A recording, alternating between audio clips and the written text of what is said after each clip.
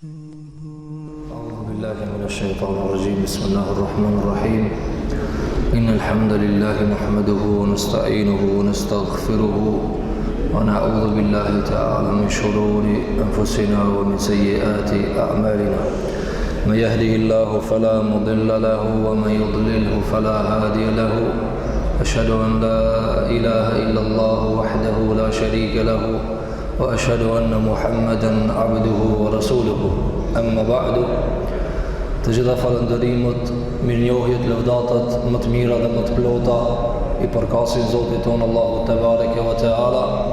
Përshëndetjet, begatia, mirësia i takon Muhamedit sallallahu alaihi wasallam, mbi shokët e tij besnik, mbi familjen e tij të ndarshme, mbi gratë e tij të pastra dhe të gjithë muslimanët e cilët e ndjekin rrugën e tij deri në ditën e fundit të kësaj bote.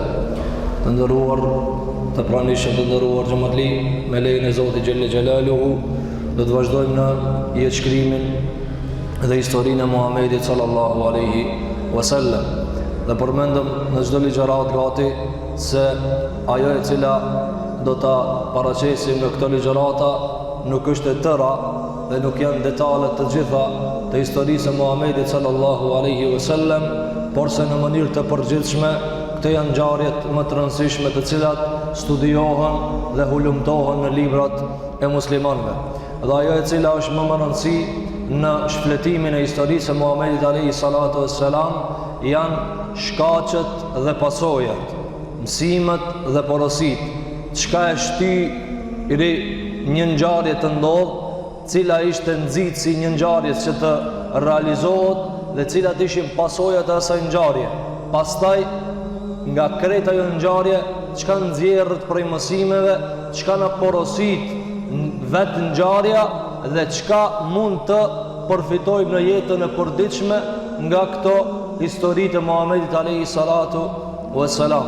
Andaj sot me lejen e Zotit xhelle xhelaluhu do të vazhdojmë në rrëfimin e vitit të 5 të Hijrit, ku thamë se në vitin e parë Muhamedi alayhi salatu wassalam vendosi themelët e shtetit dhe shoqërisë, me ndërtimin e xhamisë, vëllazërimin e muslimanëve, marrëveshjet dhe kontratat të cilat i bani me rreth e përçark kabilet dhe fiset të cilat ishin në atë kohë.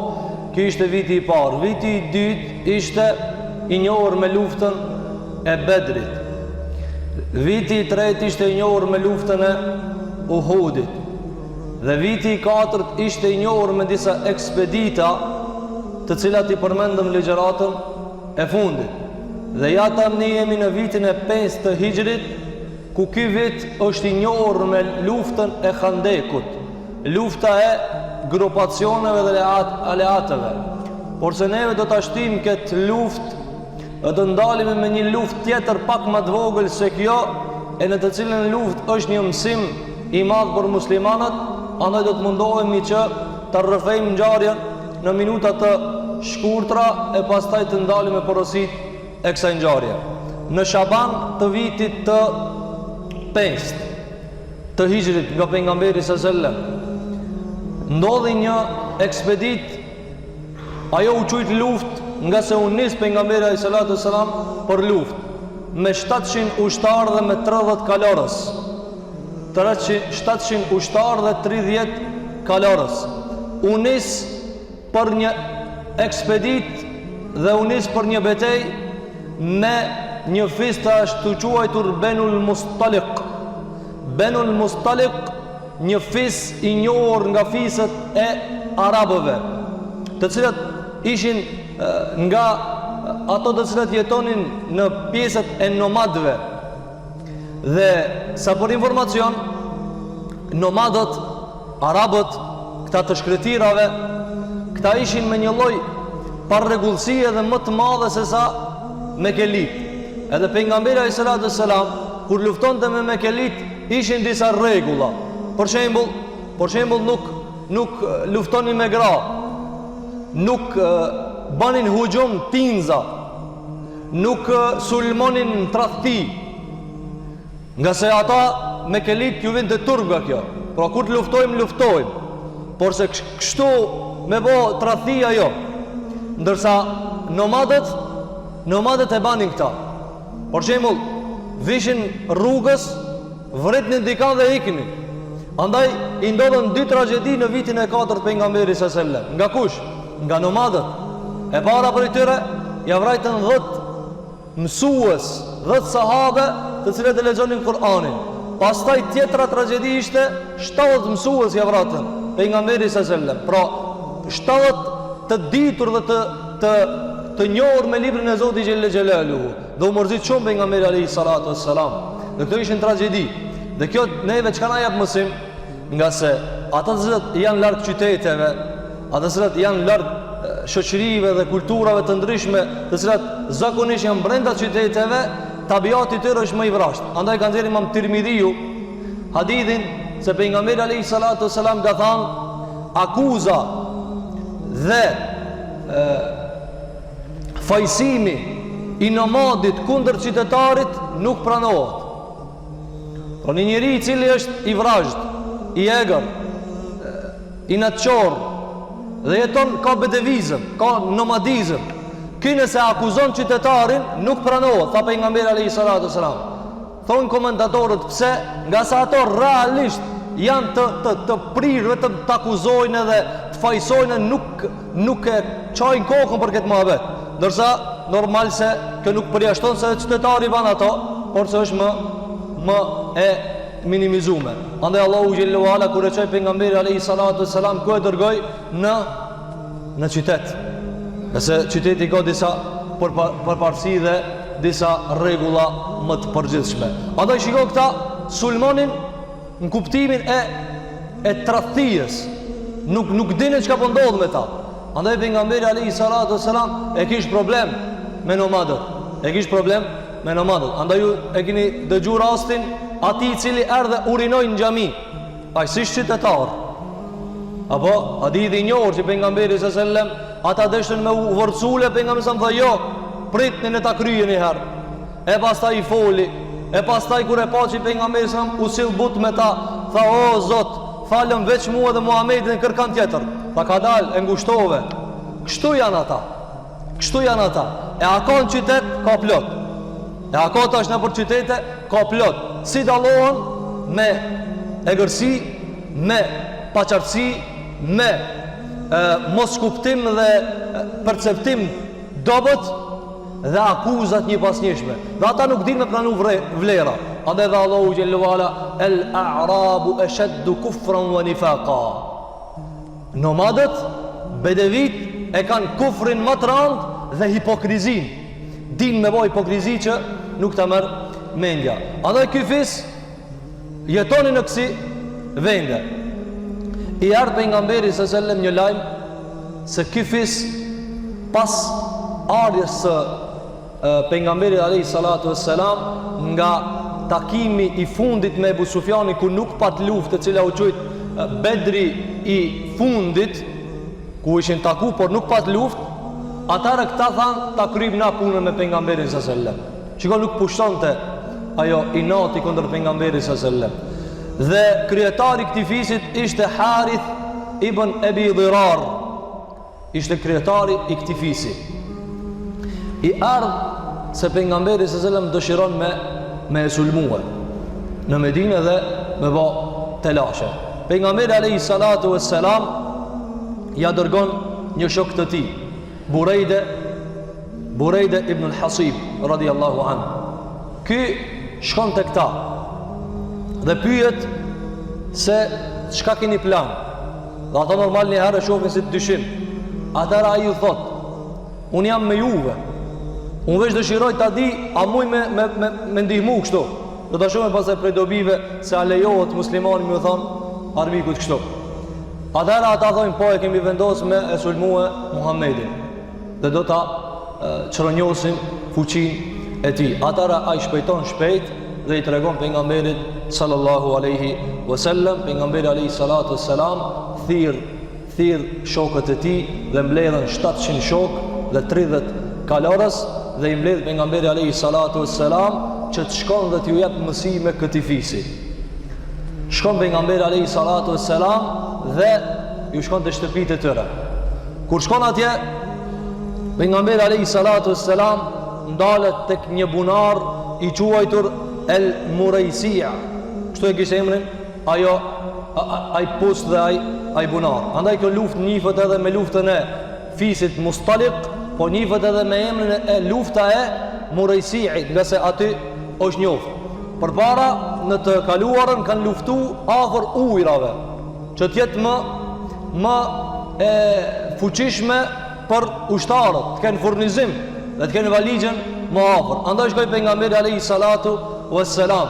Kur shkoi atje, si zakonshëm, këta të cilët i rritnin fjalët, kur u ballafaqonin me Muhamedit alayhi salatu wassalam, s'kishin takat.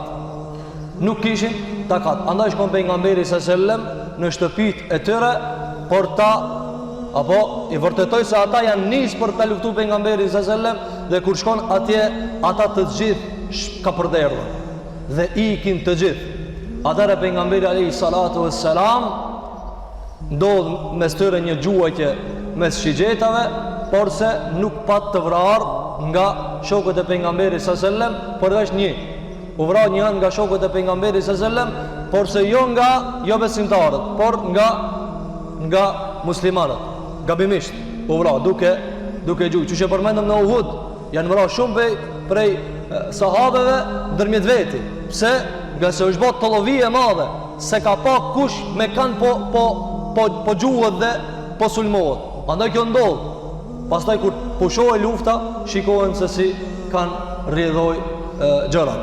Andaj pejgamberi alayhi salatu wassalam i gjen të dobët dhe merr prej tyre dikun 100 robër dhe pasuri të madhe nga devet, dikun 1000 deve, e shumë prej deleve, e shumë prej armëve, i mbesin pejgamberit sallallahu alaihi wasallam ganimet nga kjo luftë. Të gjithë ikin. Nga mesi i të robruarve ishte një vajzë. Kjo vajzë ishte vajza e krijetarit. Vajza e Harith ibn Abi Dhirarit, ati të prisit të këtij fisi. Kjo vajzë kish emrin Juwayriye. Juwayriye vajza e krijetarit të fisit Mustaliq. Do të shtë e keni dëgjuar, Juwayriye është bashkëshortja e pejgamberit sallallahu alaihi wasallam. Andaj pas i shpërndahen ato të mbledhurat e luftës dhe kishin ik fisi i tërë, ata që kishin mbet tash robër ishin shumë. Pejgamberi alayhi salatu wassalam i shpërndan, pasi e merr një të pestën, atëra e shpërndan plaçkën e luftës. Nga mesi i plaçkës së luftës ishte edhe kjo robresh, e po e cila ishte gjithashtu vajzë e krijetarit. E tash kjo vajzë e krijetarit natyrshëm nuk frymon dhe nuk mendon dhe nuk i shef sendet si i shef një njeri i natyrshëm. Andaj i takoi kjo vajzë një sahabijut Hise, Thabit ibn Qais, i takoi Hise. Dhe thuhet se i ka takuar një djalit Axhës të asaj çike. I takoi Hise. Dhe kur i takoi asaj, ajo zduroi. Dhe me njëherë tha, a bojmë marrëveshje. Sa pare i don që të shpaguhem, të lirona prej robrijës. Atëherë kërkoi dikon nënd asi uqije, i dhojnë asi kanë qenë si qese, dhe dikun 360 dirhem i ka kërkue që ta liroje. Ajo s'ka gjetë pare me liru. Qysh ku mi gjetë? Ajo realisht është qarmatoz dhe kreta pasurit janë morë. Atëherë shkon dhe pejgamberi alayhi salatu wassalam dhe i thotë kam një hall. Thotë unë s'muj me nejtë të ki, nuk muj me nejtë kështu. Robresht e ki s'muj me nejtë. Thotë qka është puna? Thotë du me më ndihmu me pagujt vetë vetën të lirona për e këti. Atëherë pejgamberi alayhi salatu wassalam i thotë, a të tregojmë diçka më të mirë se kjo? A të tregojmë diçka më të mirë se kjo? A ta jap një propozim më të mirë se kjo? Thotë Aisha radhiyallahu anha, Juwayriya ka qenë 20 vjeçare, çika e krijetarit të fisit Mustaliq. Tu normalisht do të ndalemi me këtë dobin, nga se dikush ka vezvese në kokat e tij, si pejgamberi sa po i propozon kësaj vajze, apo një propozim, ajo është propozim martese. Thot Aisha, kur e pash këtë gruaje që erdh, më kapi xhelozia.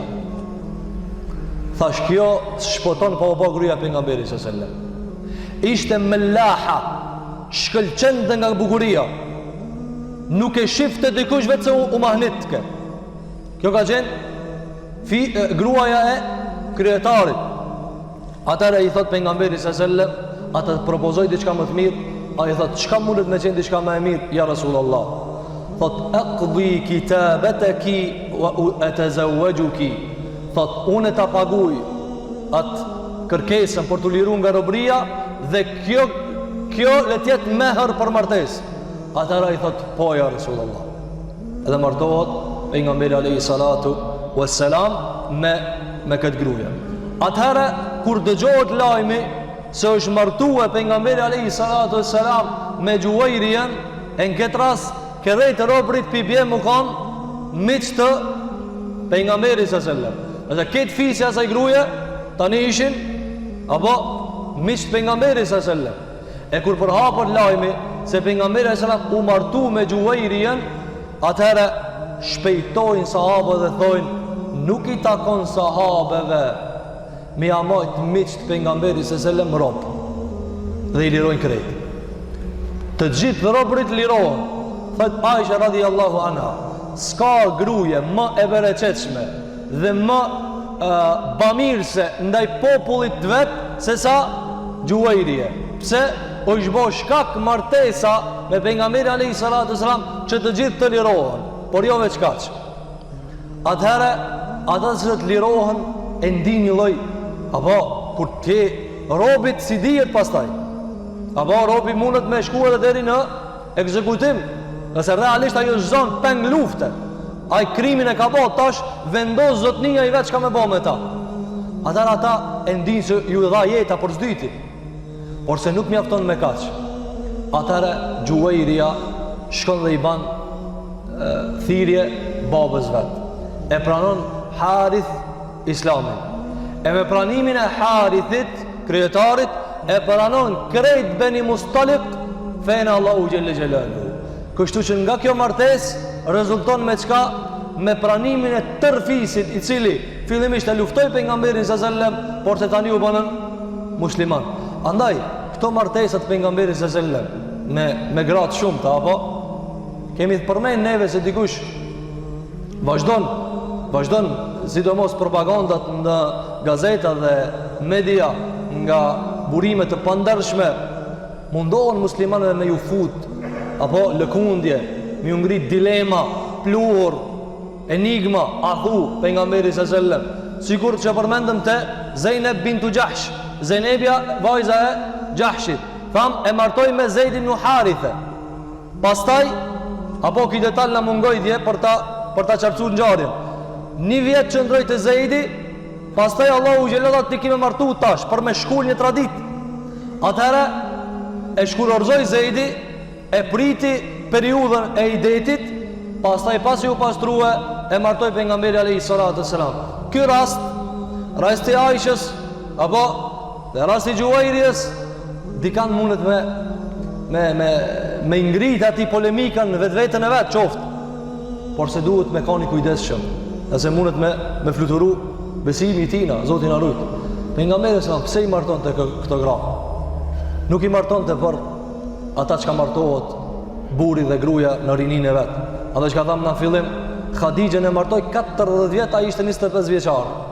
Në moshën më të re u martu me dvej, me të moshume.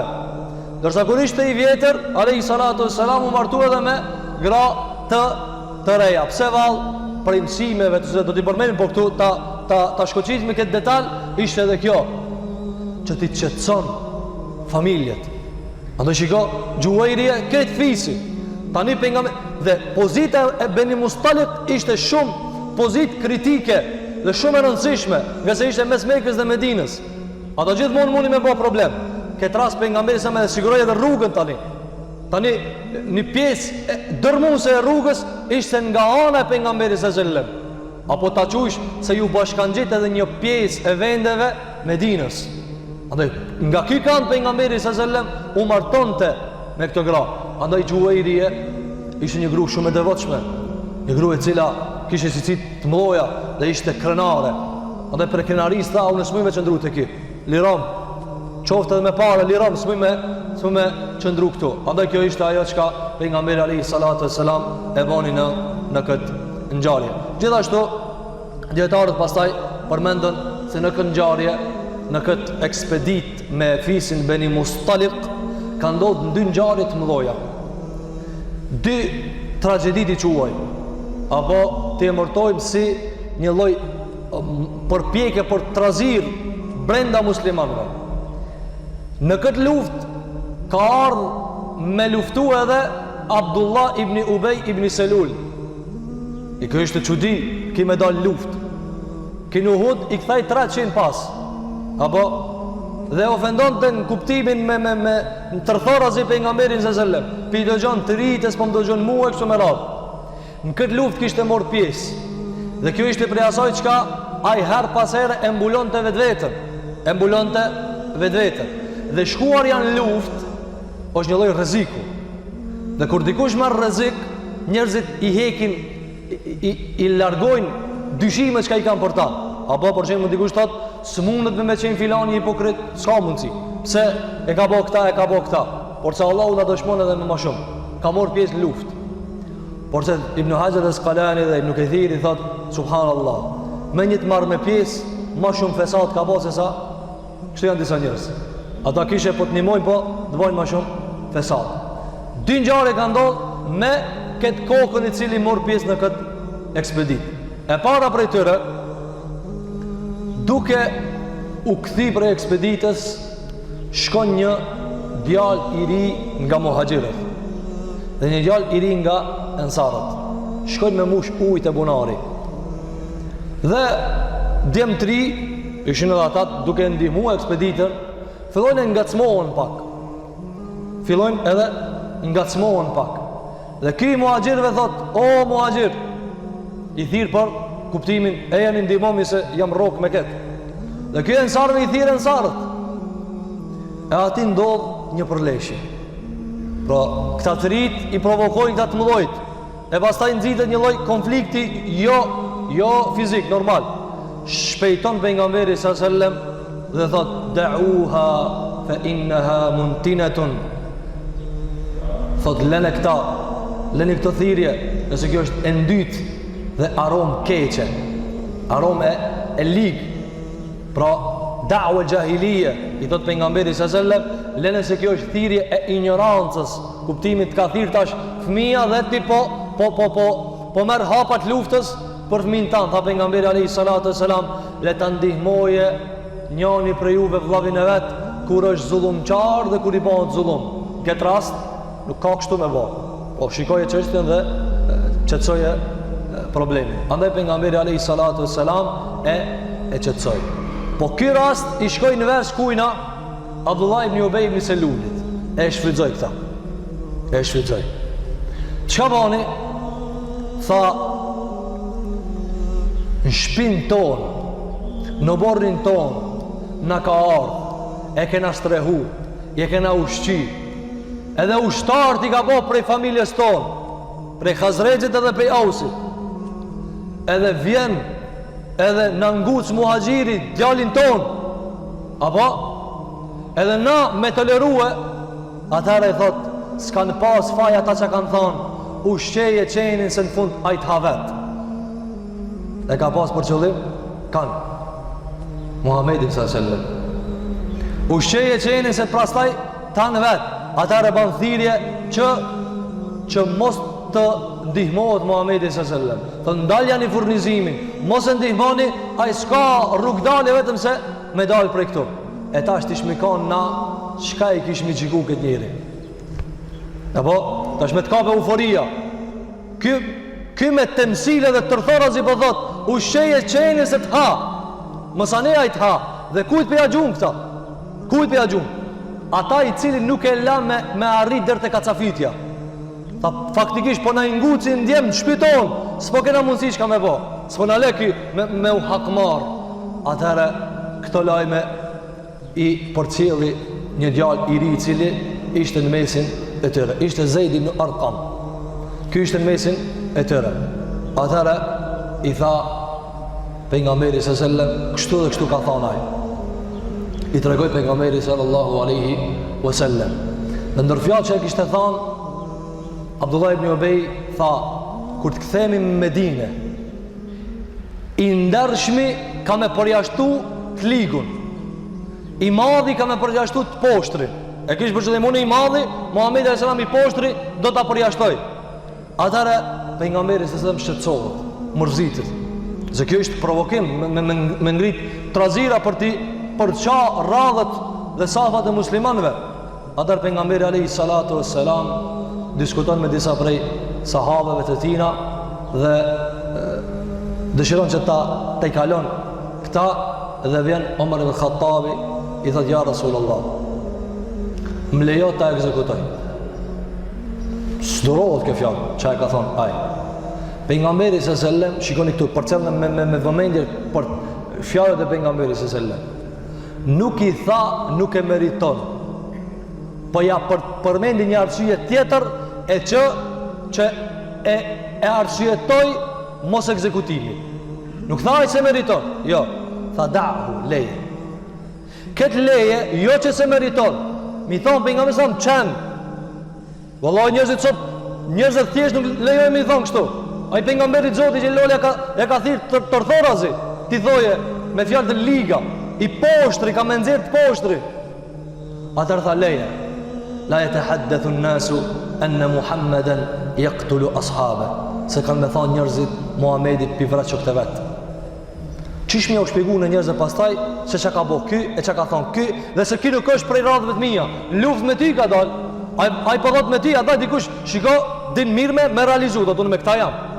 Dhe pastaj pas shpina a i gërmon atje, prish atje, dhe kjo përprisin në shumë situatë kritike. Andaj për nga mesëm në mëson cimet mdoja, leje, pse me lanë, se nuk e meriton, jo, se pastaj opinionit qysh e kupton, publiku që e kupton, njerëzit, andaj që ka tha, jetë haddethu nës, njerëzit kanë me thamë, e ta është dikush thot, e qka na intereson neve njerëzit? Po ti së intereson, po ati ka interesu. Na nuk e kena problem njerëzit, e të folin qka doje. Jo, neve na intereson qka thoi njerëzit. Nëse feja Allahu Gjelluala ka arë për të gjithë, dhe shtrirja e kësaj feja është obligim mbi supët e muslimanëve, në kretë mundësi qka ta i kanë. Andaj shiko Muhamedi a.s. tha, jo, leje se kanë me thonë njerëzit kështu dhe kështu. Atëherë pejgamberi alayhi salatu wassalam flet edhe me Sa'd ibn Ubada dhe i thot disa prej tyre i thonë, ja Rasulullah, ki fëmia ka probleme të gabume, apo e dikush prej tyre i pshon shuplak Zeid ibn Arqam, se ish problem sa ish i madh. Abdullah ibn Ubay ibn Selul ish i madh 300 ushtarja ka kthi në luftën e Uhudit.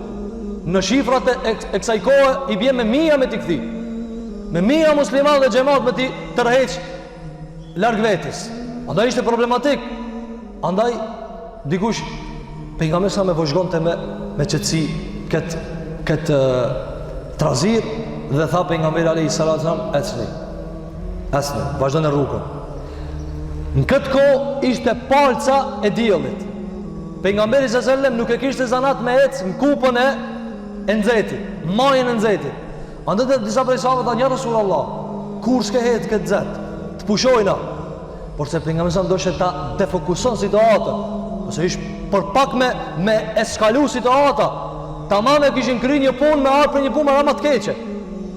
E poshtë në armikun, po tash brenda.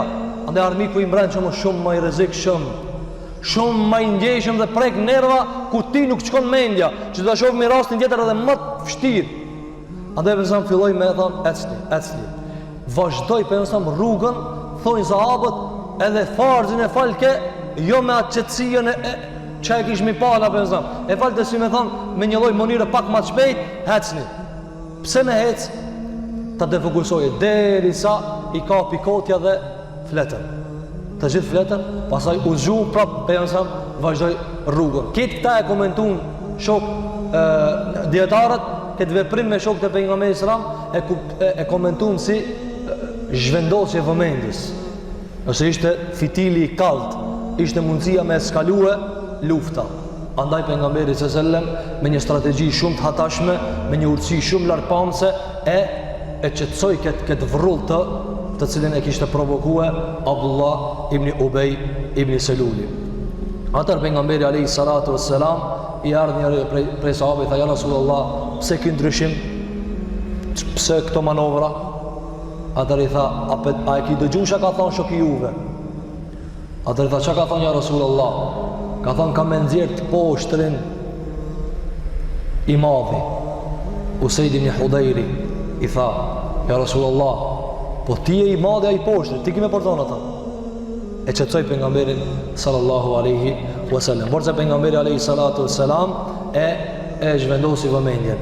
Gjatë rrugës zbrit një sure shumë e rëndësishme. Cila sure? Suratul Munafiqun. Surja munafiqave. E Allahu xhelle xhelaluhu i tregoi Muhamedit alayhi salatu wasalam se ai djaloshi s'ka rrejt.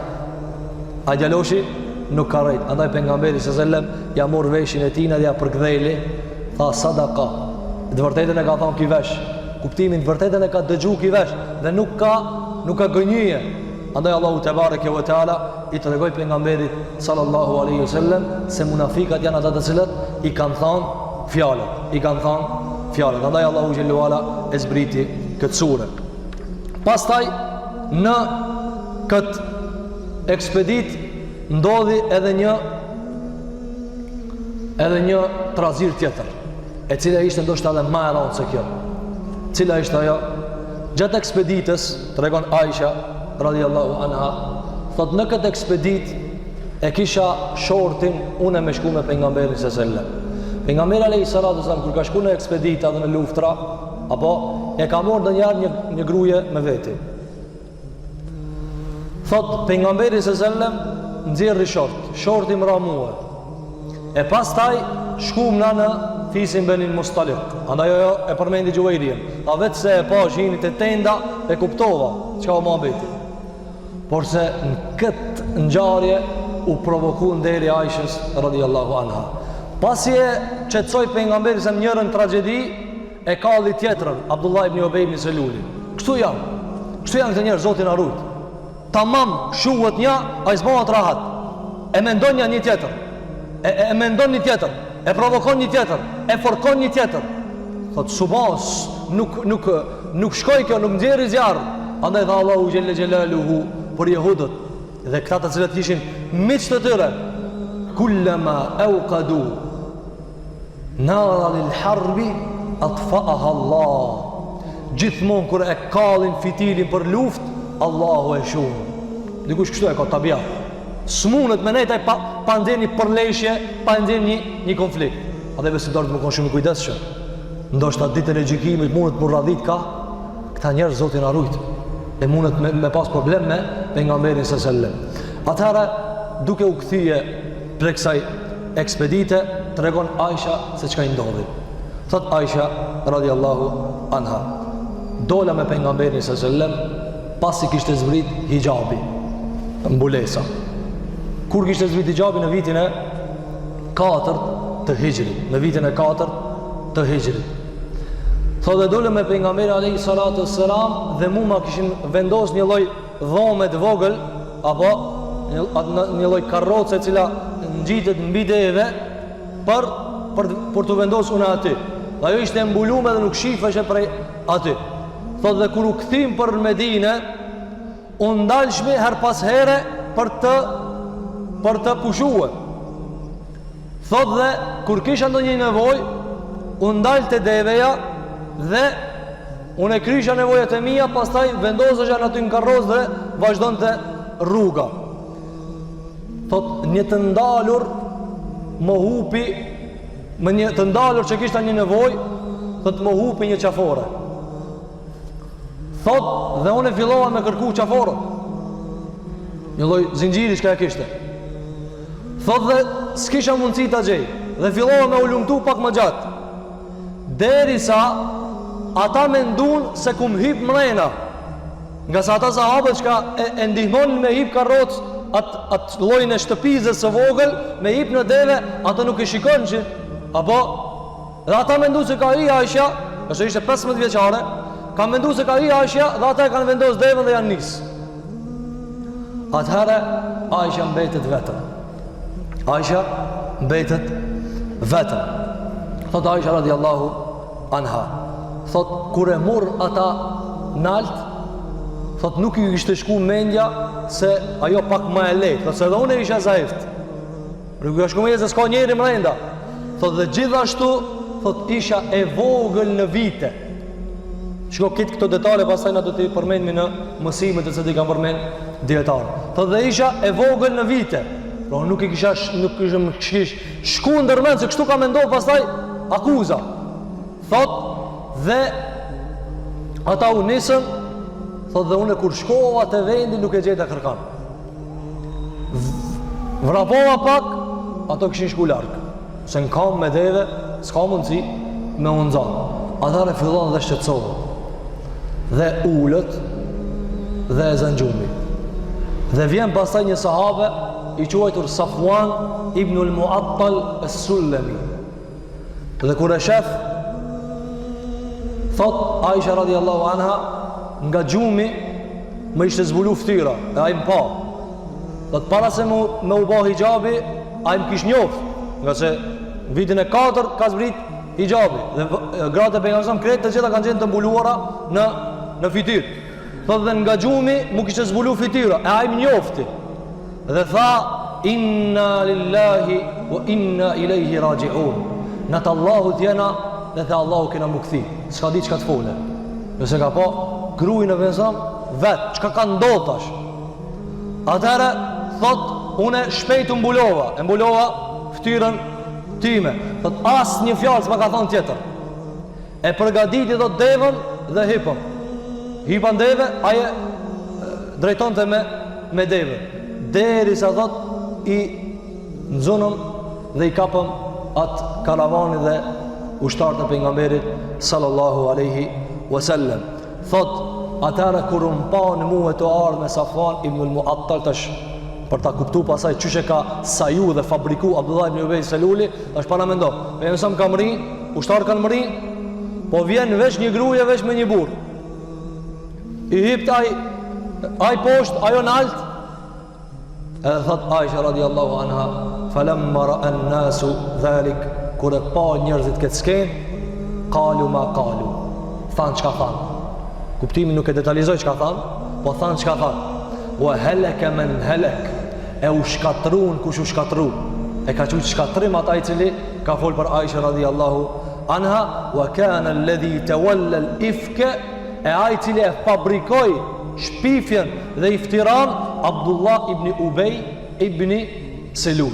Abdullah ibn Ubej ibn Selul. E thot kur u kthim në Medinë, thot fillu njerëzit me fol e mu zgjeru ki muhabet. Atare thot e vërejta një ndryshim të pejgamberi s.a.s. Nga se të folurat nuk ishin në kuptimin direkt, po të tërthorazi, flisishin në për mezhlise, apo sikur muhabetit kur qarkullojnë, po s'janë qarta. Thot dhe fillova e pash një ndryshim të pejgamberi s.a.s. nuk e kish mu atë raport me mu njësoj, por se nuk të regon të edhe shumë ndryshim, nëse edhe për nuk din të shka pëndodh. Atër thot, fillova edhe ankoheshen nga një smundje. Thot një ditë vrej ditëve dola në një voj, ta kry me Mistah. Mistah është një njëri cili ka morë pjesë në Bedër. E nëna vetë ka qenë qika tezës Ebu Bekrit. Mistah, qika tezës Ebu Bekrit. Kur del me ketë, Aishën, i thot, ta i se Mistah, u shkatru Mistahi, u shkatru. Kë i thot, sa ketë që jetu folë, Aisha, thot, pse pe përmen një ushtar të Bedrit me kësi fjali? Nga se ata të cilët kishin qenë në Bedr, kërejt e dishin se ato janë të mëdoj, s'lejoshin me folë për ta. Ata thot, pse po folë për ta? Nana për djalin po folë. Mistah, nana Mistahit për Mistahin. Atër i tha, ejhen ta, atër tha, oj bia ime, awalem të sma'i ma kal, ase ki dëgju që ka thonë? Tha jo, që ka thonë? Thot, ka thonë kështu dhe kështu prej iftiras. Atër thot usmuna edhe ma shumë. Usmuna edhe ma shumë. Dhe do të shohmi se prej dobive që kanë dhirë djetarët është se akuza mundet me të smu. Shpifja mundet me të smu. Dhe sot me studimet bashkohore kanë arrit në përfundim se akuza dhe bara dhe brenga mundet me të apru kancerin. A dhe do të usmuna shumë. Thot Aisha radiallahu anha. Thot hynate pejgamberi alayhi salatu wassalam dhe filloi me fol me ftoft. Shumë ftoft. Thot dhe nuk përgdhelte me përgdheljen e zakonshme. Atëherë i thash, ja Rasulullah, a më jep leje që të nëna ime dhe baba jam. A kjo është një lloj ngushëllimi i nusës dhe i gruas kur ka ndonjë telashe të shtëpia, ku është vendi ku mund të mos trehu te nëna dhe baba. Apo dikush për shembull me inat, e s'ka me shku, këto ki me plas krejt. E nuk shkoj kështu, apo zram, shko. I dha leje pejgamberit sallallahu alajhi wasallam me shkuë. Edhe shkoi te nëna vet. I tha, a jetë dëgjush ka janë të fol? A jetë dëgjush ka janë të fol? Atër nëna vet i tha, lecoja vetës dhe ja defekusoj rastin, tha, shiko, një nusë e re si ti, të një burr i madh si pejgamberi sallallahu alajhi wasallam, e cila ka edhe ortake aty, është normale që me pas kësi fjali, apo është normale me fol kësi fjali, dhe filloj me ja lecue qikës vetë. Pastaj ka fillu me qajt dhe ka pa Ebu Bekri radhiyallahu an vajzën e vetë duke qajt, por se Ebu Bekri tani ishte në dy tehe. Vajza po akuzohet, shoku Rasulullahi, njeriu më i afërt i pejgamberit sallallahu alaihi wasallam, Aisha s'dinte te kush mua ankuë. Pejgamberi sa me priti ftoft, këta nuk ishin këta me thonë, apo e ti mire kije. Nëse problemi sa ai cili është mbyty është pejgamberi i Zotit xhelle xhelalu, më i moralshëm, më i ndershëm. Pra e ka ploj Medinë një zymty te njerëzit e mirë, u ka plu një zymty shumë e madhe. Dhe thot Aisha radhiyallahu anha, do ta përmendni, gati më vdiqën baba dhe nana prej të kestit. Kishin met në te, as andej, as këndej. Këni vajza, këni pejgamberi alayhi salatu wassalam. Dhe kështu, pastaj erdhi një grua tjetër nga ansarët dhe filloi dhe me detalizu çka kanë thonë. Filloi me detalizu çka kanë thonë. Atëherë morzia u shtu edhe më shumë. Thot, kur e kum dëgju detalisht çka janë të fol, khartum maghshiya, morat fikt, dhe kanë qajt me nat derisa kanë të mplas mulçia për të qajtërit. Dhe nuk disha kujt më ia dëshmu, çish më ia dëshmuar. Atëherë në këtë situatë pejgamberi alayhi salatu wassalam i thirr dy shokët vet. Edhe familjarët e vet. E thirr Aliun edhe e thirr Usama ibn Zeidin, djalin e Zeidit ibn Harithas, të cilin e kishte pas të birsuar në kohën e para pejgamberisë. I thirr këta njerëz dhe i thot çka më bë. Më janë ngushtuar lidhjet dhe shpallja ende nuk ishte zbrit. Atëherë fol Usama i pari, thot ja Rasulullah, thot familja jote, familja e ndershme, lej muhabete, nuk ka të keqën familjen tane. E Aliu normalisht një lloj edhe më kuptimin më burror, dhe thot Ibn Hajar al-Asqalani, fjalia Aliut ishte t'ja lecojë në pejgamberin sa me tjerat në çkojnë ku çkojnë. Atëherë i thot Aliu radhiyallahu an, ja Rasulullah, po ka gra sa dush, ta zaventson Allahu me një tjetër. Dhe dietarët kanë komentuar pse Aliu ka fol kështu. Ka dash me thonë se për mua pejgamberi më rëndësi, dhe pse nuk foli për ta. Atëherë pejgamberi alayhi salatu wassalam i tha, nëse ka mundësi me e thirr një robreshe e cila ka qenë me to, e ka pas emrin Berira, e cila ka qenë shoqëruese e Aishës. Thanë, a ka mundësi me thirr këta dhe me vete dhe këta, çka po thot kjo? Atëherë e thirrën e i thanë, a ke pa diçka që të ka shty në dyshim? Tha, jo vallahi, pasha ata i cilit ka dërgu me të vërtetën. Vallahi, s'kum pa të Aisha asë një sen që ka qenë e dyshim. Atëherë njëri prej tyre apo e shtyn këtë, nëse ka qenë grua, ata robresha ka pas një lloj trajtimi pak më të veçantë, nuk i ka pas të drejtat të gjitha.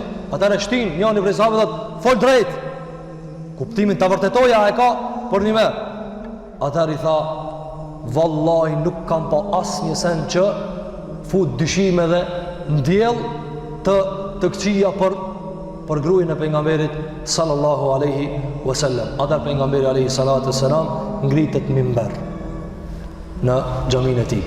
E thot, "Ja ma'shara al-muslimin, o ju musliman, men ya'dhuruni min rajulin qad balagani adahu fi ahli bayti." O ju musliman, kush më del krah për një njeri i cili po më akuzon në nderin e familjes time, fa wallahi ma alimtu, thot, vallahi nuk di për familjen time vetëm se të mira dhe vetëm se ndërshmëri, thot, dhe e kanë fut në këtë skenë një djalë dhe shokin tem Safwan ibn al-Mu'attal es-Sulemi, thot, dhe ky shok është i ndershëm dhe nuk ka vë diçka që mundet me ja cënue nderin as ati po as gruajës time. Para mendoni të ndëruar xhamatli, të ndëruar vëllezër, prisi muslimanëve po sikletavët me këtë sikletë kanë sikletavë në nderin e vet. Kështu janë kriminalët. Kështu janë kriminalët, nuk zgjedhin metoda. Edhe me prek kush prekët. Pejgamberi se me kanë shqetësuar deri në këtë grad. Atëherë thot transmetuesi u ngrit Sa'd ibn Muadhi. Sa'd ibn Muadhi, i cili ka ndruar jetë mas luftës Hendekut. Ky i kishte pranuar prej prizve Islamin. Tha, ja Rasulullah, unë thot dal krah. Unë thot dal krah, ja Rasulullah. Thot, si tjetë prej Eusit, prej tmive. Atar thot, unë e mini herë ekzekutoj. Se nuk e vidin kush është, për ka po bëhet fjalë. Thot, e nëse tjetë prej vllaznive tonë të Khazrejit, e që e kemi muslimanë dhe ata janë muslimanë, thot, atar ti veç jepe urdhrin e na e zbatojna. Atar ngritët një tjetër sahabe. Edhe thot, Sa'd ibn Ubada, edhe ky është njëri i ndershëm. Thot, jo vallahi se s'm kime mshu ati, as s'm kime prek. Sa'd ibn Ubada ky shok ibn Seluli. Dhe ky nuk ja merr të menja sa e ban këta. Apo dikush thot, qysh be filani, sa i mira, sa i ndershëm, qysh s'pe shef se ai shok i vet ai prisht. E tash ja rast. Sa'd ibn Ubada radiyallahu anhu thot, jo vallahi së ne prek. Kanë së ne prek Abdullah ibn Ubej ibn Seluli. Thot, as së ne prek, as në i ban as një sen dam. Atar ngritet një tjetër prijës, Usaid ibn Hudhair radiyallahu anhu, edhe i drejtohet Sa'dit ibn Ubadës. Thot, kedhebte le umrullah, thot, pasha Allahun ke gënji. Nuk ka qashtu. Thot, le ne këtulenne, do ta ekzekutojmë. Fa innaka munafiqun tujadilu anil munafiqin, sepse ti qenë ke munafik dhe pimbron munafikat. Edhe pastaj u ngrit edhe një përleshje. Thot Sheikhul Islam Ibn Taymija, këtë rast Usaid ibn Hudhairi e boni tekfir kanë Sa'd ibn Ubada. Ati e munafik dhe i mbron munafikat. Thot, por se nuk ishte punë këtu, pra i tha ti e kafir, që e mshen kufrin. Tha Sheikhul Islam Taymija, por se këtu ishte puna e shoqërisë, çka e kishin me Ibn Selulin. Atar pejgamberi sallallahu fillon me qetësue situatën dhe fillon me mbledh ata e cila ishte trazuar dhe i ul tensionet pejgamberi alayhi salatu wassalam. Atëherë pejgamberi alayhi salatu wassalam shkonte shtëpia e Ebu Bekrit tek vajza e vet. Atëherë pejgamberi alayhi salatu wassalam fillon me falënderu Allahu te bareke ve teala, edhe në fund thot, dhe më pas e më ba'd thot, ja Aisha, thot, oj Aisha, kush po fol? Pejgamberi me gryen e vet, me çikën e Ebu Bekrit, në prezencë nana dhe baba. Thot, oj Aisha, na ka arrit për ty kështu dhe kështu, nuk e përmend çka. Edhe këta do t'i përmendin prej dobive të shumta. Thot, nëse je e pastër, do të tregoje Allahu për pastërtinë tënde. E nëse të ka shku mendja për do një gjuna, fastaghfirillaha wa tubi ilayhi. E nëse ka shku menja për një gjuna, që ka, në këto të ke po gjuna, dhe të ka shku menja për një gjuna, thot atëre, ban një istighfar dhe pëndohu të Allahu te bareke ve teala. Nga se robi kur e pranon gjunahin dhe pëndohu të Allahu gjelle gjelaluhu, ja falë Allahu te bareke ve teala. Atëre, kur e përfundoj fjalin pejgamberi s.a.s. thot Aisha, e mu tash mu ndalën lotët, e tash shku lotët, tash po im bisedime. Atëherë i thash babës tem, fol o babë, kuptimi tash ti e ma i madh, fol ti. Atëherë i tha Ebu Bekri, vallahi s'di çka me fol, i hutum, i humt në tana anë, nuk dike çka të fole, çka të thoje. Atëherë i thot, oj nana ime, fol ti, siklet i madh. Atëherë thot, vallahi s'di çka me fol. Atëherë thot, masi s'po fol një asnjani, atëherë thot, po flas une. Thot, vallahi nuk e pranoj asnjënin çka thave. Nuk e pranoj asnjënin çka thave. Dhe thot kështu. Thot, juve ju ka vendosur në brendin e juve që to çka po dëgjohet. Thot, sikur une ta pranoj fajin, edhe pse e di se s'jam fajtore, ju keni me thonë, keni me mbesu. Apo?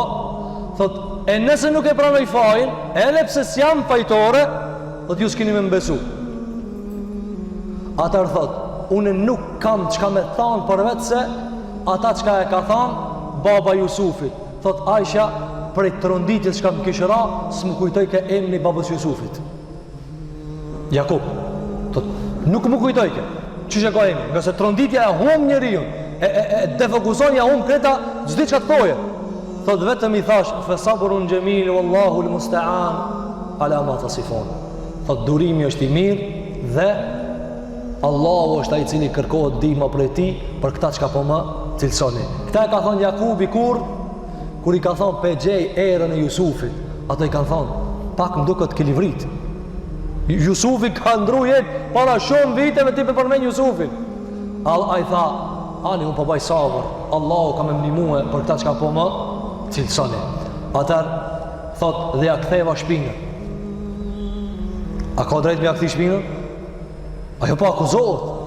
Ja ktheva shpinën, thot, dhe nuk ka shkue as disa qaste, vetëm se pejgamberi s.a.s. e kapi ajo gjendja e zbritjes shpalljes. Filloi mu djersit pejgamberi s.a.s. dhe fillojshin mi dal djersat në trupin e tina, sikur margaritarët me ja nxjerr në trup, nga se djersitet e tij ishin kur i vit të shpallja të ndriqume.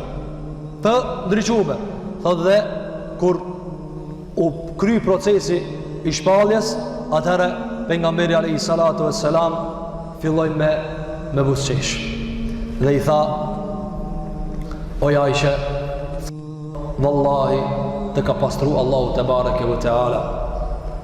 Thot, më tha nana jeme, ngritu te pejgamberi s.a.s. I tha, pejgamberi të ka pastru Allahu. Ata nana i tha, ngritu te pejgamberi s.a.s. Aisha i tha, jo vallahi nuk qona te aj, e as që e falenderoj kër kanë përveç se Allahun te bareke ve teala. Kjo ishte ngjarja e cila e kishte trillu dhe kishte rrjedhoj në këtë fort të cilën e tregu. Cilat ajete kanë zbrit?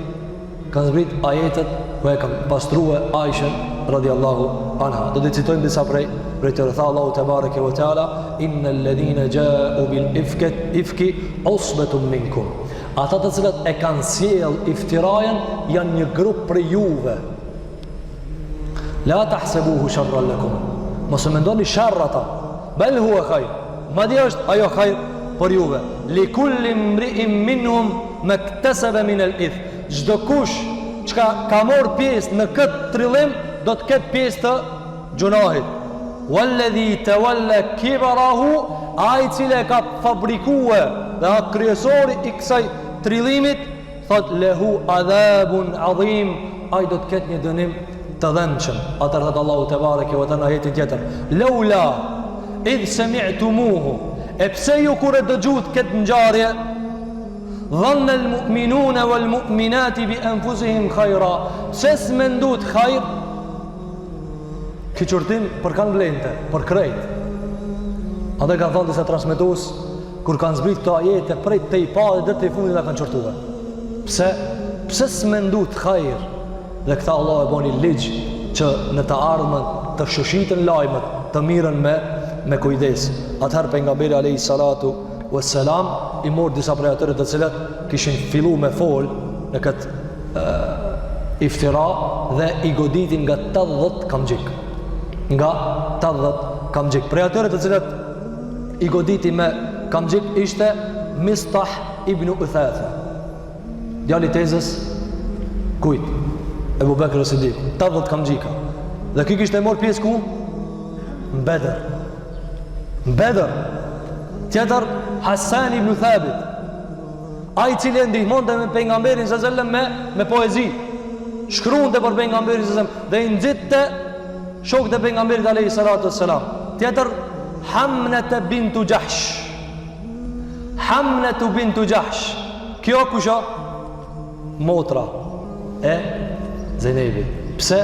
Filloj me fol e goditi pejgamberi alayhi salatu wassalam. Dhe pështoj ai i cili kishte fabrikuar këtë problem. Kush pështoj? Abdullah ibn Ubay ibn Selul. Ai nuk u godit. Pse nuk u godit? Tha unë nuk kum thon, ju keni thon. Ai tha unë se kam bakta, ju keni thon. Ai kishte fabriku. Dietar këtu janë ndal shumë.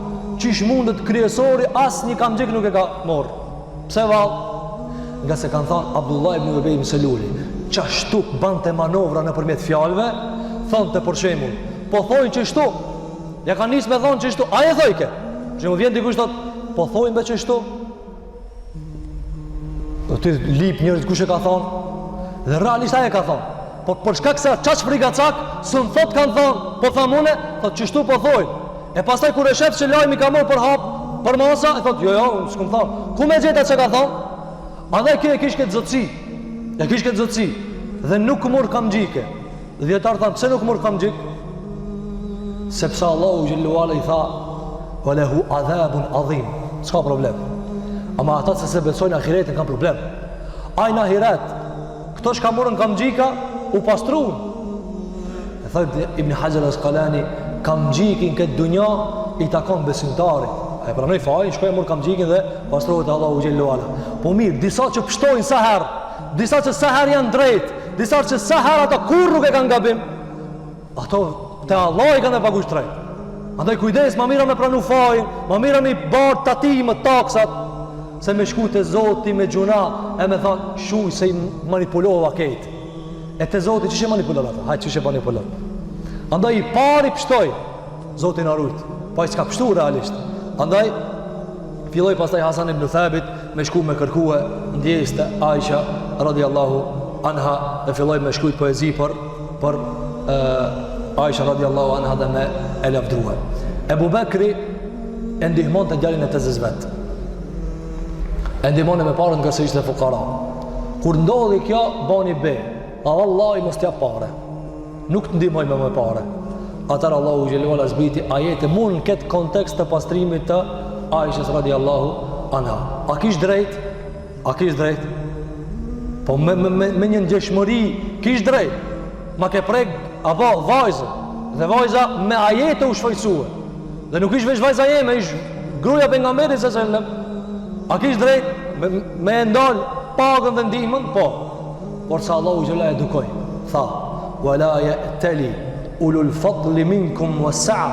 Ta mos të bajnë be njerëzit e ndershëm për juve dhe pasanika. En yu'tu ulil qurba wal masakin wal muhajirin fi sabilillah. Shiko Allah nuk ta haron veprën, edhe pse ke gabuar më vonë. Tha mos të bajnë be pasunikat dhe njerëz të mirë për juve. A shikoj ja përmendi pasanin, se ishte një lloj zëngini prej asaj familjet pejgamberit sallallahu alajhi wasallam, e cila e ndihmonte pejgamberin alayhi salatu wassalam. Tha mos të bajnë be se s'do të ndihmojnë familjarët e vet dhe fukarat e vet dhe ata të cilët kanë emigruar për hir të Allahu xhallahu ala. Mistahi realisht çka lipten në Medinë? Po muhaxhir. Ata Allahu te bareke ve teala I tha wal ya'fu wal yasfahu, le t'ja falin e le t'jen zemërgjan me ta. Ela tuhibbuna an yaghfira Allahu lakum, a nuk doni juve Allahu mi ja fal? E çka mi fal Abu Bekrit? Çka mi fal ati? A I përgzu me xhenet? A nuk doni juve mi ja fal? Tha Abu Bekri bela wa rabbi, tha po zoti ja du me ma fal. Dhe shkoi tha mistahi do ta vazhdoj ndihmën. Kjo ishte pra ajo e cila përmendën dietarët në këngjarje, dhe normal pastaj tu ka disa detale të tjera. Disa prej tyre kanë thënë se në këngjarje ka zbrit tejemumi, por se vërtet është se tejemumi ka zbrit me një ngjarje tjetër gjithashtu e ngjajshme me Aishën, ndalet e merr qaforën, por se kjo është një ngjarje tjetër, do ta përmend me nizratat e ardhmë me lejen e Zotit xhelle xhelaluhu. Të nderuar xhamatli, çka përfitojmë nga kjo? Nga këtë këngjarje e pat se në çdo zhvillim pejgamberi se çka po e ban për veç fizikut të tij që po maltretohej dhe po torturohej në lufta një pas njëshme, ekspeditat një pas njëshme, përveç fizikut të tij, luftë pas lufte, ekspedit Bedr, Uhud, Banu Nadir, Banu Qainuqa, Khandaq, Tabuk, Hunain, Banu Quraidha, Banu Mustalaq, Arabët, nomadët, apo brenda jashtë, kur u ndal pejgamberi sallallahu alajhi wasallam? Kur u ndal? Dometul Jandal, para mendo pejgamberi sallallahu alajhi wasallam, para kësaj, ne nuk e përmendëm se tham, ne nuk e kemi përmendur këtë ngjarje. Para kësaj pejgamberi sallallahu alajhi wasallam ka shkuar në një ekspedit në kufi me Shamin. Atje ka luftu. Dhe ajo ishte një lloj paralemrimi se do të vime edhe më andej. Apo kjo mujmi me kategorizu në torturë fizike, por Allahu nuk e la veç me këtë, e pastroj edhe prej brenda akuzat një pas njëshme, një lik po I thot rrit e qenin se t'ha, tash më tregom një muë me ditë se dikush t'ka thonë qështu, a I folti ma atina dhe t'ka thonë Allahu pinalt, po që ki ka thonë, a I folti ma atina, me thonë dikush për tije se I poshtri do të bëhet nga I madhi, e ka për qëllim vetën I madhi pejgamberin I poshtrit. Këtë këto dhe në këtë skenë Abdullah djali ibn Selulit I tha ja Rasulullah, si ta kish një jetë me ekzekutu këtë babën tem, ma le muë. Tha jo, s'kena me bëk kështu me ta. Tha fenerfuku bihi, do të jemi të but me ta. Ma dame me ana, deri sa ajtë thot jam me juve. Shumë a keq kur thot dikush jam me juve asa me tije. Qka ti bajsh? Ta prish situatën, dvan të razira, ta përzin ujin, ama thot jam me juve. Qa me bon këtë rast? Tha do të cilë mi bot me ta. Andaj, djetartë e para prej dobive që ka I përmendën nga kjo është pejgamberi s.a.s. po zihej mrenda, po zihej fjarë dyta, fjarë liga, edhe ma e madhja e prekën ngrujën e vetë në derin e cili pejgamberi sa parandoni, nasa e na gjelos pejgamberi s.a.s. Sa është gjelos pejgamberi s.a.s. A në një ditë për ditë dhe tha pejgamberi s.a.s. Tha, a pëshifni gjelozin e njënë prej shokët pejgamberi Saadit? Tha po, vallahi unë jam ma gjelos. Tha pëshifni gjelozin të ime? Vallahi Allah është ma gjelos. Andaj e ka po haram zinon. Pse e ka po haram? Se gjelozon Allah me po robin e vetë tu u vendos me një vend ku nuk e ka halal. Andaj kjo që ka në kupton, nëse je I mirë dhe je I devotshëm dhe njërë apo për shembull disa njerëz janë pse me mu vijnë probleme, pse unë torturova në shpirt, pse me njerëzit nuk kanë tortura, barten këtë aspekt se të mirë torturohen edhe brenda edhe jashtë, të mirë qaj. Andaj tha Aisha, mëlqinja këtu plas me të kajtëmës. Ebu Bekri a kon të dejk prej të keçtit, se s'ka ditë çka të boje, në vetë s'ka ditë çka të boje. Andaj ta kuptojmë se njerëzit e mirë torturohen edhe fizikisht edhe emocionalisht, ju prishën ndjenjat, po ata janë njerëz të cilët mundohen prej brenda. Andaj pejgamberi sallallahu I tha Allahu xheli xhelalu la'allaka bakhi'un nafsak alla yakunu mu'minin. Tha o Muhammed, ki mu vra prej mrena se s'po bëhen musliman. Po mirë, çka kishte mrena Muhamedi sallallahu alaihi wasallam? Dhimbje. Kishte një lloj torture, pse njerëz po drejtohen çish duan. Andaj kjo është mësimi i parë. 70 dobi i ka nxjerr komentatori më i madh i kësaj ngjarje. Shihabuddin Ibn Hajar al-Asqalani, 70 mësime. Dhe kjo është një libër gjigant që e ka shkruar ky dietar i madh 25 vite. E neve nuk kemi mundësi mi përmend të gjitha, por se do t'i shkoqisim disa prej dobive. Do të mundohemi t'i largohemi dobive juridike. Por përmendmi ato urtësi të përzitshme dhe porosi dhe udhëzimet të cilat neve na bojnë dobi në jetët e përditshme. Prej tyre është që të përdoren fjalë të përzitshme krahas atyre të cilat kanë bë gjuna. Thot Ibn Hajar al-Asqalani at-tawti'a. Për shembull, kur erdh Usaid ibn Hudayr edhe Sa'd ibn Muadh, thanë ja Rasulullah, pse po hes në kupën e nxehtën më të madh? Çka tha pejgamberi sallallahu alajhi wasallam? Tha, a nuk penini këtë shokin e juve çka po fol? Nuk i tha çka po fol, nuk ja kallzoi çka po fol. Pse vallë? Nga se ata çka e kishte karshi, i cili kishte fol, ish problematik. Ish njeri i cili nuk frenoi as me ajet, as me hadith, as me ka thonë, ky ka thonë, jo, ai veç vetë në kërke. Dhe situatën e vetë, para me ndoni shpëtoj, ai e bani punën me hangër, 3 veta kam gjika, njëri prej tyre gruje, himne, ai nuk hangër kam gjik, shpëtoj. Kështu, dinte manovra. Tha Ibn Hajar al-Asqalani, me kriminal të mshefur duhet ka dale. Apo, kështu andej këndej, pse? Asa problem, ai të ban problem. 300 ushtarë e ka morri, e ka shpartallu pejgamberit sallallahu alaihi wasallam. Tjetra për mësimeve që ka përmend dietarët është se lejohet, dhe kjo është juridike ndoshta më shumë, dhe nga ana e normave dhe parimeve të fesë islame, lejohet që të shërbehet gruaja e huaj nëse nuk ka kontakt direkt. Argument se ata plot për e tëre e udhëhecnin devën ku ishte Aisha. Dërsa realisht, apo ata çka e kishin? Të huaj. Edhe pse dietarët thanë, ajo nana e besimtare, po me një anë ishte grua e pejgamberit sallallahu alajhi wasallam. Andaj tha Ibn Hajar al-Asqalani, lejohet që të shërbehet një grua të huaj nëse s'ke kontakt direkt. Apo nëse s'ke kontakt direkt me ta. Normal të duhet të mirën të gjitha preventivat dhe rezervat të cilat kanë mundësi me të çu deri te dyshimi dhe vendosja e pozitave kritike. Gjithashtu thot Ibn Hajar al-Asqalani, lejohet që gruaja të merr veprimtari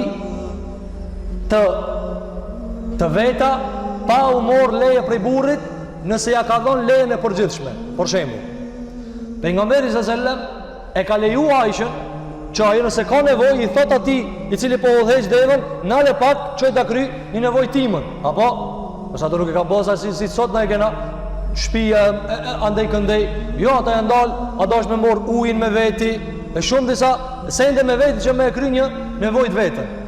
Atëra këtu kjo sa është më rëndësi në këto raportet e ndërsjellta mes bashkëshortëve, dhe problemet që ka vinë mes bashkëshortëve. Çka, për shembull, ngritet dikush krenaria në qiell dhe thot, "Çysh e ke bati këtë punë pa vetë mua?"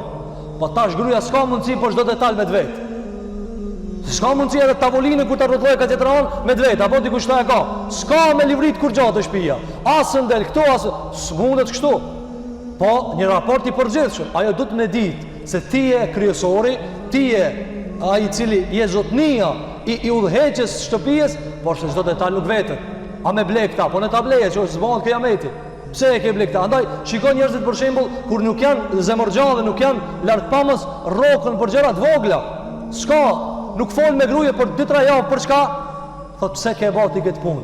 Po mirë, pejgamberi sa nuk i tha Aishës, qyshti 3-4 herë, po zri, po shkon andej këndej. Kush thati me shku me lip Gjerdanin? Ja, ai dha leje. Një herë i për leja, pastaj të dush me eduku gruën tane që ajo me ditë kur duhet mi bo lëvizjet. Andaj ta kuptojmë këtë mësim se shumë e rëndësishëm. Nëse kjo është ligjërat veti, por se sa kemi nevojë. Mos him konflikt me gratë tona për çka? Për sendet që janë të dorës 2 e 3, por se ta ndërtojmë një raport më të fuqishëm dhe më të ngjeshur dhe më i besueshëm ndërmjet njëri tjetrit. Si ja jep një leje e kështu me radhë, por sa ajo e din dhe duhet me vepru në bazë të saj. Gjithashtu kam përmend dietar se lejohet gruaja kur shkon dikon mysafir apo të jetë në rrugë të merr nga zbukurimet e veta. Andaj Aisha ku ishte shku? Në ekspedit, në luftë, jo me shëtit, luftë, por se mor xherdan me veti. Pse vallë? Nëse vetmohet me burrin e vet, ka të drejtë të ketë një lloj zbukurimi. Andaj lejohet Ibn Hajar al-Asqalani dhe kjo i përket anës juridike që gruaja të ketë zbukurimet e veta nëse shkon dikon me normat e islamit të mbulimit. Gjithashtu, e kjo është mësim i rëndësishëm, thot Ibn Hajar al-Asqalani, në këtë hadith ka argument se lejohet me hulumtu pasurin edhe nëse nuk është shumë me vlerë. Apo? Ai Xherdan nuk ishte diçka shumë e madhe, por nëse nuk i ka blit diamant asaj. Xherdani thjesht. Derisa dietar kanë thënë, kanë polemizuar dhe kanë thënë nuk ka pas ndonjë vlerë as të arit as të argjendit. Por shumë e thjesht, një zbukurim i lirë. E tash, ajo po shkon pe lip. Apo? E dikush përshtaj këto sikletave. Lejeve çka pe lip, se kjo e kësaj bote, dunja, mos e lip dunjën. Jo. Ajo çata e ka dhe çata e lip. Andaj ta Ibn Hajar al-Asqalani lejohet që njeriu ta ruaj pasurinë e vet. Andaj nëse ti e ke një pasuri, a lejohet me rujt, a lejohet me kujdes për ta, edhe nëse nuk ka shumë vlerë, nëse është e jotja, e ruan. Andaj nuk ka këtu kundërshtim shariatik që njeriu ta ruan këtë pasuri. Gjithashtu në këtë ka shumul hirsi alal mal. Mos me tepru me zell për pasuri. A kjo balanci tash më një herë. Me li ban, po dhe zban me teprue, nga se kur e teprojnë kërkim, që i ndodhi? Ajo pak ma shpejt kështë afru, që kështë ndodhë kjo? Andaj, sa njeri ju duke e kërku pasurinë e vetë, e duke u hutu pas pasurijës, që ka ndodhë? Munën mi hup shumë pun ansore, dhe të i kushtojnë ma shumë se sa pasurija. Tani ma u haru Xherdani, po, u haru në të gjitha, kur erdhë kjo pozit kritike. Andaj t'i balancojmë gjërat. Gjithashtu, thot Ibn Hajar al-Asqalani, nga dobi e kësaj ngjarje është që njeriu kur të shef musibet të thot, na jemi te Allahu dhe te Allahu kemi më kthyer. Argument kur e pa Aishën në këtë formë, tha te Allahu të jemi dhe te Allahu kena më kthyer. Gjithashtu në këtë ka dobi tjetër që të ndihmohet atij i cili ka rënë në hall. Aisha me vet kishte mbet rrugë midis rrugës. Kur e pa Safwan ibn al-Mu'attal, çka tha? Inna lillahi wa inna ilaihi raji'un dhe e mordevën. Edhe nuk foli kur gjë. Këtë dobi tjetër çka do të jete. Por se nëse shef dikan ka hall rrugës, ndalu, nëse ke mundsi, ndihmoj apo dikush thot më shpejt ka përcaj se ndoshta po më shef që duhet më ndihmu. Jo, ndalu. Andaj madje edhe me këta rregulla të cilat i kanë vendos jo muslimanët është që është obligative nëse shifët dikush me fitur që t'i ndihmohet. Por që Allahu gjelina ka mësu moti neve që të ndihmohemi me njëri tjetrin kur kemi nevojë. Gjithashtu mos të komunikohet me gruajin e huaj. Apo? A dikush tash, e tash ku metet ti? E çka ndodhi me tije? E çish metet ti këtu? E çka po? Apo ka çert hije muhabet? Leje muhabeti. Si të mundesh me ndihmu, ndihmoj. Si mos mundesh me ndihmu, thërë di kanë çka ndihmon. Muhabet me gra sa më pak.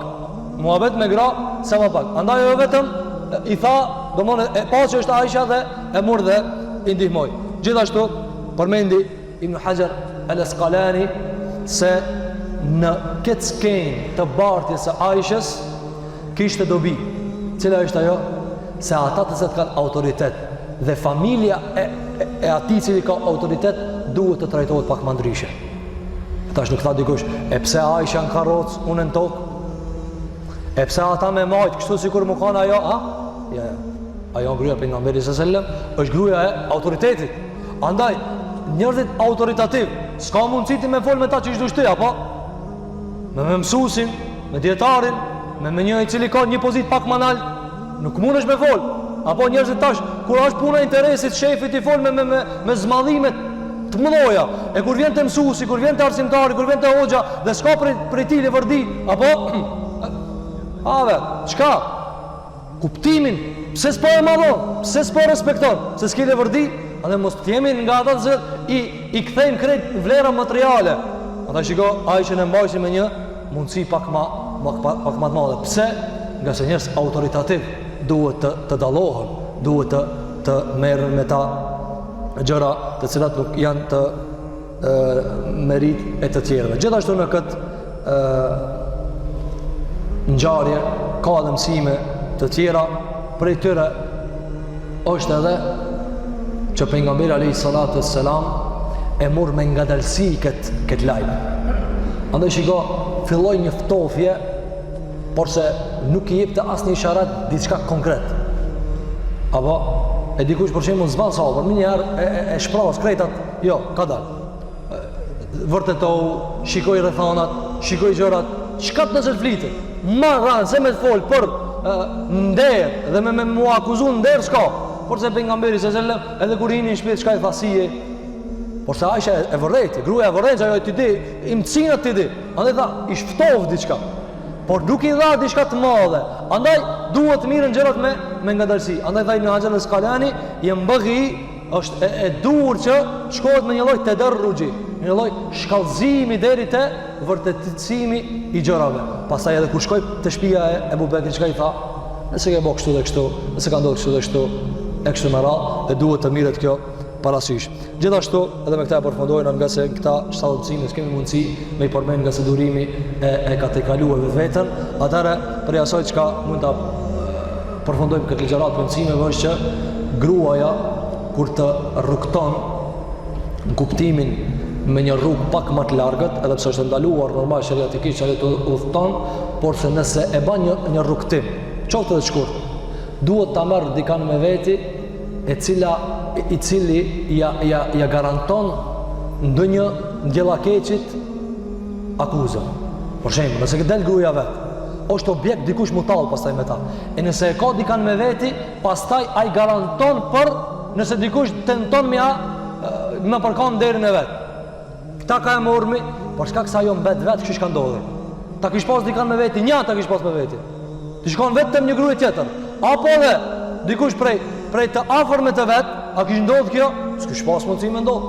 S'kish pas mundësi.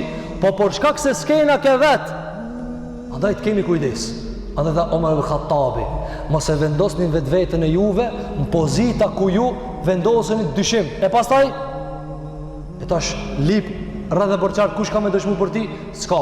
Andaj para se me shku me një vend, qoftë ti apo edhe gruaja, apo edhe vajza, le të merr diçka e cila ja garanton sigurinë, pse? Nga se ndjellakeqit nuk shpushtojnë, kriminalët nuk pushojnë, ata nuk thojnë e tash, apo mos i ka vetë s'po e akuzoj.